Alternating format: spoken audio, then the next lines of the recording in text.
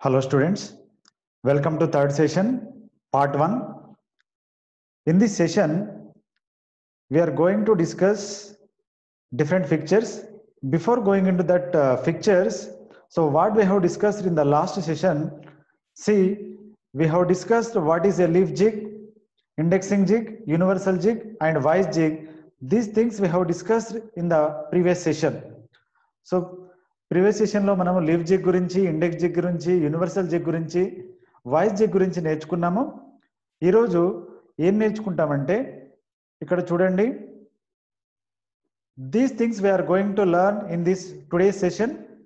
Okay, see most of the people are asking use Telugu while explaining, so that's why I'm using Telugu. Okay, so చాలా మంది తెలుగులో చెప్పండి అని అడుగుతున్నారు కాబట్టి తెలుగులో మధ్యలో తెలుగులో మాట్లాడుతున్నాను, రైట్. సో ఒక కాన్సెప్ట్ని ఇంగ్లీష్లో యాజ్ వెల్ యాజ్ తెలుగులో ఎక్స్ప్లెయిన్ చేస్తున్నాను. సో దీంట్లో మనం ఏం నేర్చుకుంటామంటే ఫిక్చర్ అంటే ఏంటి, ఫిక్చర్కు జిగ్గు మధ్య డిఫరెన్స్ ఏంటి, తర్వాత టైప్స్ ఆఫ్ ఫిక్చర్స్ మనకున్నాయి. సో ఇక్కడ వైజ్ ఫిక్చర్స్, మిల్లింగ్ ఫిక్చర్స్, దాని యొక్క కన్స్ట్రక్షనల్ డీటెయిల్స్ ఈ స్లైడ్లో అంటే ఈ సెషన్లో నేర్చుకుంటాం. ఓకే, సో ఈ సెషన్లో మనం ఈ సెషన్ 2 పార్ట్స్ కింద విడగొట్టేసి, so first session and first part and second part కింద చేసుకుంటాం. సో థర్డ్ సెషన్లో part 1 and part 2, so 2 parts కింద విడగొట్టేసి నేర్చుకుందాం. సో ఫస్ట్ ఫిక్చర్ అంటే ఏంటి, డిఫరెన్స్ బిట్వీన్ ఫిక్చర్, జిగ్ అంటే ఏంటి, టైప్స్ ఆఫ్ ఫిక్చర్స్ ఏంటి అని మనము చూద్దాం. Okay, so later we will learn about design principle for milling fixtures, అది కూడా లాస్ట్లో నేర్చుకుంటాం. సో అది పార్ట్ 2 కిందకి వస్తుంది. సో దీంట్లోనే ఈ ఉన్న దాంట్లో పార్ట్ 1 అండ్ పార్ట్ 2 కింద నేర్చుకుంటాం. సో ఫస్ట్, సో చూడండి, మీకు ఇక్కడ స్క్రీన్ పైన, మీకు ఇక్కడ చూస్తుంటే స్క్రీన్ పైన one police man is holding his gun, right. If you see, you are having one belt here, right? What is the use of that belt? Okay, just you observe it. Okay, and similarly I will show one more diagram. If you see here, what are these are nothing but the clips. Okay, so what is the use of these clips? So ఈ రెండు చూడండి, first దాంట్లో ఒక police man అతని ఒక gun hold చేస్తున్నాడు, దానికి మనకు ఒక బెల్ట్ లాంటిది ఉంది, దాని యొక్క యూజ్ ఏంటి. సిమిలర్లీ ఇక్కడ కూడా మీకు క్లిప్స్ ఉన్నాయి, ఈ క్లిప్స్ యొక్క యూజ్ ఏంటి, ఇవి ఎందుకు అంటే ఇవి తెలిస్తే దీన్ని బట్టి మనకు పిక్చర్ అంటే ఏంటిదో కూడా ఒక క్లారిటీ, ఒక కాన్సెప్ట్ అర్థమవుతుంది. ఓకే, సో మీకు ఇక్కడ చూడండి, ఫస్ట్ డయాగ్రామ్ లో మీరు చూస్తే ఇక్కడ ఏమవుతుంది, is holding the gun with hands. If he removes his hands, what will happen, the gun will not fall, it will be హోల్డెడ్ by that belt, right. అంటే ఆ గన్ను హోల్డ్ చేయడానికి పనికొస్తుంది, అంటే హోల్డింగ్ పర్పస్. ఓకే, నెక్స్ట్ ఇక్కడ చూడండి, ఇది ఎందుకు వాడతాం, అందరికీ తెలుసు ఎందుకు వాడతాం. సో మనం ఎప్పుడైనా క్లాత్స్ అంటే బట్టలు ఆరేసినప్పుడు గాలికి ఎగిరిపోకుండా ఏం చేస్తాయి, హోల్డ్ చేయడానికి వాడతాం, రైట్. అంటే ఇక్కడ రెండిట్లో కామన్ ఫీచర్ ఏంటిది, హోల్డింగ్. రెండిట్లో కామన్ ఫీచర్ ఏంటి, holding purpose. So that is our important concept here. Okay, so ఇక్కడ మనకు ఇంపార్టెంట్ కాన్సెప్ట్ వచ్చేసి ఆ హోల్డింగే ఇక్కడ ఇంపార్టెంట్ కాన్సెప్ట్. ఓకే, సో ఎందుకు నేర్చుకున్నాం ఈ హోల్డింగ్, ఈ రెండు డయాగ్రామ్ నుంచి హోల్డింగ్ అనే వర్డ్, కామన్ వర్డ్ ఎందుకు నేర్చుకోవాల్సి వచ్చిందో ఇప్పుడు చూద్దాం. See here, fixture. So fixture యొక్క డెఫినేషన్ ఏంటి అంటే, if you see here, it is defined as a device which holds and locates the work piece during machining. See here, ఇంతకుముందు మనం నేర్చుకున్న వర్డ్ ఏంటి, హోల్డ్స్ అండ్ లొకేట్స్. లొకేట్స్ అంటే చూడండి, మీకు బట్టలు ఆరేసిరు అంటే ఒక పద్ధతిగా ఆరేసిన తర్వాత అవి డిస్టర్బ్ కాకుండా ఉండడానికి కదా క్లిప్స్ పెడతాం. అంటే ఒక లొకేషన్లో, ఒక ఓరియంటేషన్లో ఆరేసిన తర్వాత మీరు క్లిప్స్ దానికి పెడుతురు, అలాగే ఉంటాయి, అవునా కదా. అంటే it is holding and it is locating, ఏ విధంగా ఉండాలో కూడా అలాగే ఉండాలని చెప్తుందా లేదా. సో ఇక్కడ కూడా అంటే మీకు గన్ కూడా ఆ పొజిషన్లో ఉన్నది జస్ట్ కిందికి వస్తుంది, అలాగే ఉంటుంది. సో ఆ విధంగా అంటే holding in a particular position, that is called location. So ఇక్కడ మీరు చూడండి, ఒక ఫిక్చర్ అంటే ఏంటంటే very very important definition. So zig definition మనం ఎలా అయితే నేర్చుకున్నామో ఫిక్చర్ డెఫినేషన్ కూడా అలానే నేర్చుకోవాలి. Okay, see here, this is the definition of a fixture. So what is the definition of a fixture? It is defined as a device which holds and locates the workpiece. Okay, these three are very, very important. Okay, fixture is mainly related to your workpiece only. ఇక్కడ మొత్తం కూడా మనం workpiece గురించే మాట్లాడతాం. Okay, so ఇక్కడ ఏం చేస్తుంది ఒక ఫిక్చర్ అనేది? ఒక వర్క్పీస్ ను హోల్డ్ చేస్తుంది, లొకేట్ చేస్తుంది. లొకేట్ చేస్తుంది అంటే ఏ ఓరియంటేషన్ లో పట్టుకోవాలి అంటే ఇంక్లైన్డ్ గా పట్టుకోవాలా, వర్టికల్ గా పట్టుకోవాలా, హార్జాంటల్ గా పట్టుకోవాలా, రైట్, సర్టెన్ యాంగిల్ తోటి పట్టుకోవాలా, ఎలా పట్టుకోవాలో అలా పట్టుకోవడం అనమాట లొకేషన్, రైట్. సో మనం ఎక్కడైతే హోల్డ్ చేయాలనుకుంటున్నామో ఆ లొకేషన్ మనకు మెషినింగ్ చేయడానికి ఈజీగా కనబడేటట్టు పట్టుకోవాలి. సో ఆ విధంగా దాన్నే మనం ఏమంటామంటే లొకేటింగ్. సో ఇక్కడ హోల్డింగ్ అండ్ లొకేటింగ్ రెండు related to work piece only. అంటే ఒక వర్క్ పీస్ ను లొకేట్ చేస్తుంది అండ్ హోల్డ్ చేస్తుంది. అలా చేసే డివైస్ నే ఏమంటాం? ఫిక్చర్. ఓకే, డ్యూరింగ్ మెషినింగ్ అంటే ఇవన్నీ కూడా మనం చేయడానికి మెషినింగ్ కోసమే కదా ఇదంతా హోల్డ్ చేసేది. వర్క్ పీస్ ని హోల్డ్ చేసేది ఎందుకు? మెషినింగ్ కోసమే. So that's why a device which is used to hold and locate the workpiece during machining is known as a fixture. Okay, fixture అంటే మీకు ఇక్కడ డెఫినేషన్ ఈజీగా అర్థం చేసుకోవచ్చు. సో హోల్డింగ్ అండ్ లొకేటింగ్ దేన్ని?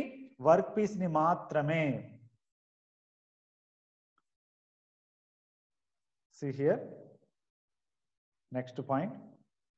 If you see the next point, the fixture does not guide the cutting tool. You should remember this one. Cutting tool ku fixture ku elanti relation undadu.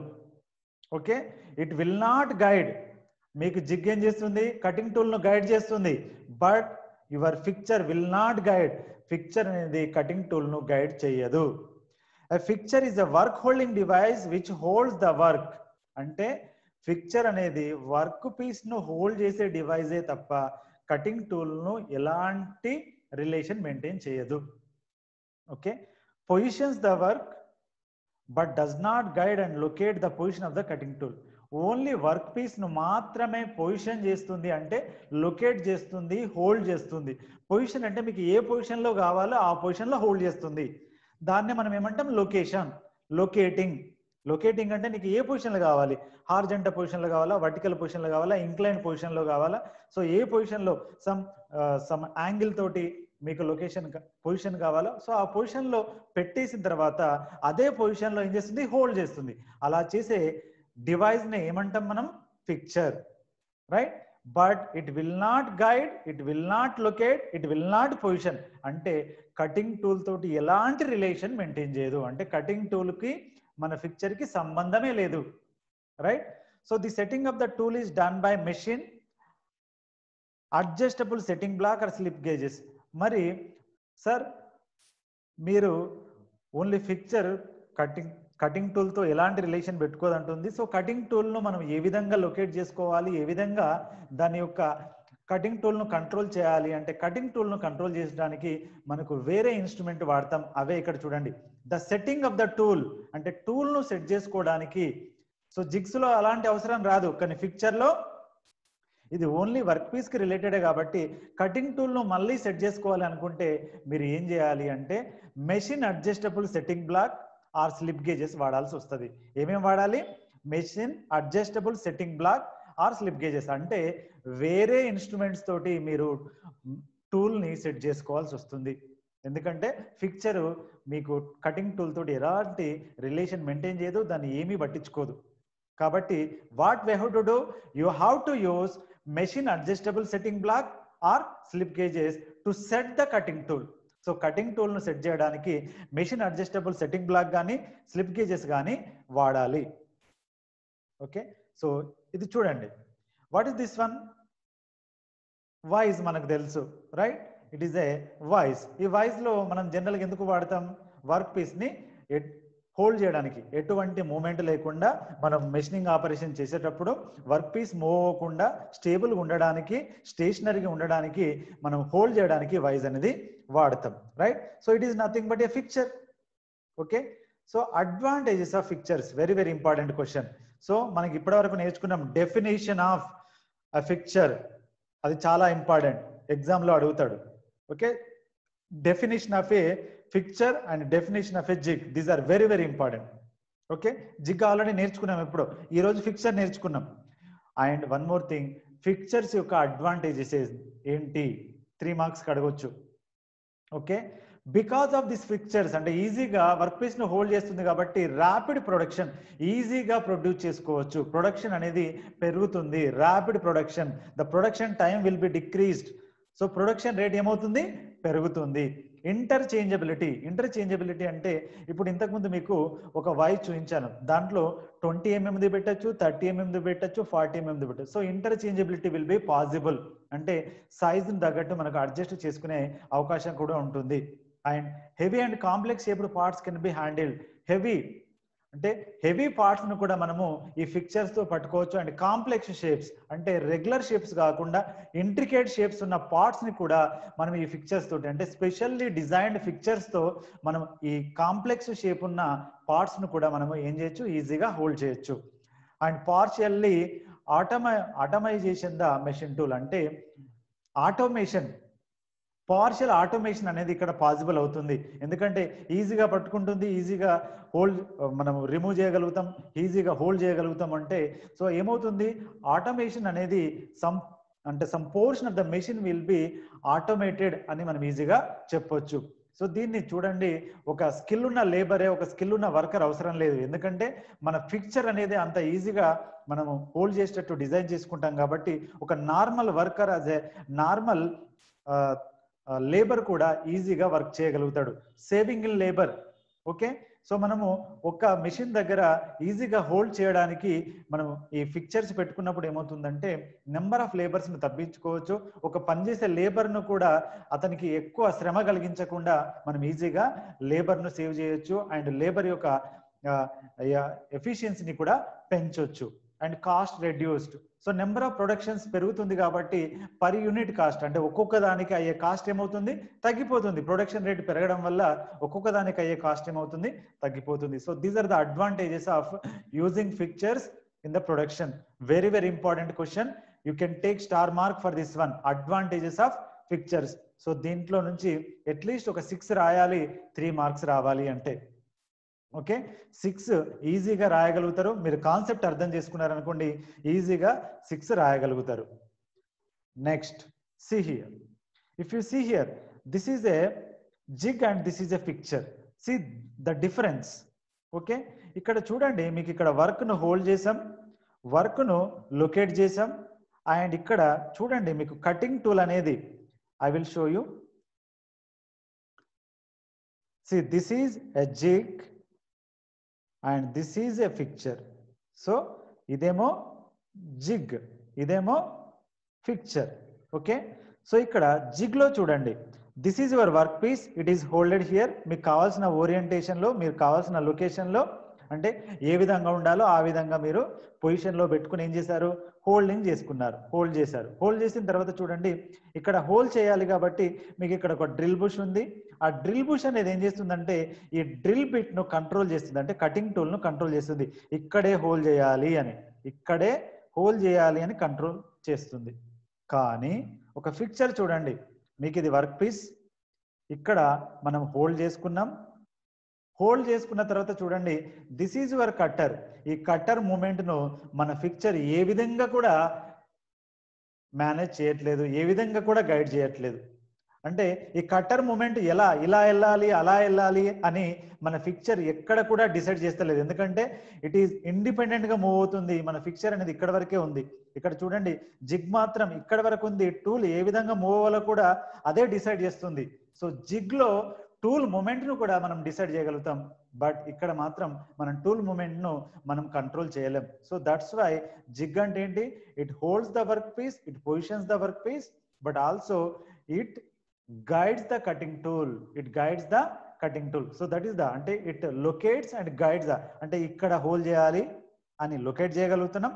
తర్వాత ఇలా move అవ్వాలి, కిందికి ఇలానే move అవ్వాలి అని కూడా మనం ఏం చేస్తున్నాం, గైడ్ చేయగలుగుతున్నాం. కానీ ఇక్కడ మీరు జస్ట్ వర్క్ పీస్ ను హోల్డ్ చేస్తారు, మీకు టూల్ కు ఈ ఫిక్చర్ కు ఎలాంటి సంబంధం లేదు. ఎందుకంటే జస్ట్ వర్క్ పీస్ ను హోల్డ్ చేయడం వరకే ఫిక్చర్ యొక్క పని.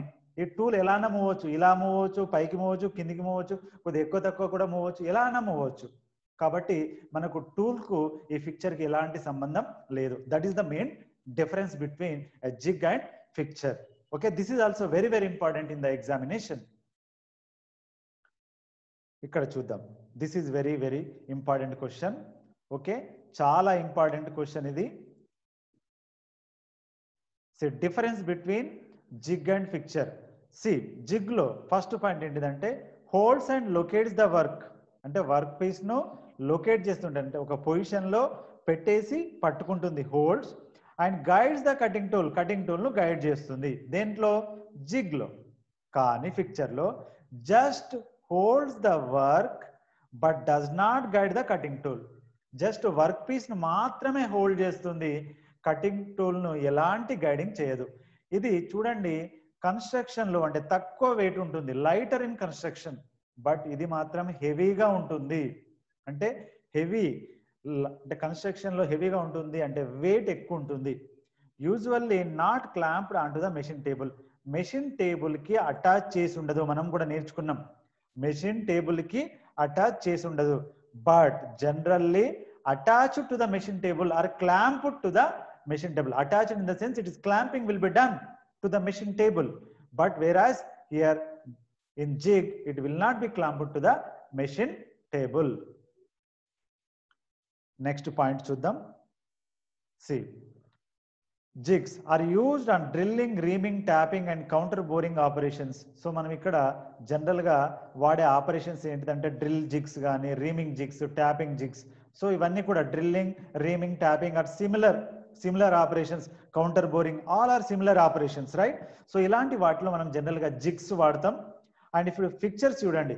ఫిక్చర్స్ ఎక్కడ అంటే టర్నింగ్ ఆపరేషన్స్ కానీ, మిల్లింగ్ ఆపరేషన్స్ కానీ, గ్రైండింగ్ ఆపరేషన్స్ కానీ, షేపింగ్ ఆపరేషన్స్ కానీ, ప్లేనింగ్ ఆపరేషన్స్ కానీ, ఇలాంటి ఆపరేషన్స్ లో మనం ఫిక్చర్ యూజ్ చేస్తాం. ఫిక్చర్ యూజ్ చేయడం అంటే జస్ట్ ఇక్కడ చూడండి, టర్నింగ్ అంటే బిగ్ కాంపోనెంట్స్ ని మనం టర్నింగ్ చేస్తుంటాం, బిగ్ కాంపోనెంట్స్ ని ప్లేనింగ్ అండ్ షేపింగ్ ఆపరేషన్ చేస్తుంటాం. సో అలాంటి వాటిని మనం హోల్డ్ చేయడానికి ఈ ఫిక్చర్స్ ని వాడతాం. అంటే just holding the work piece, we are not doing anything related to cutting tool in fixtures.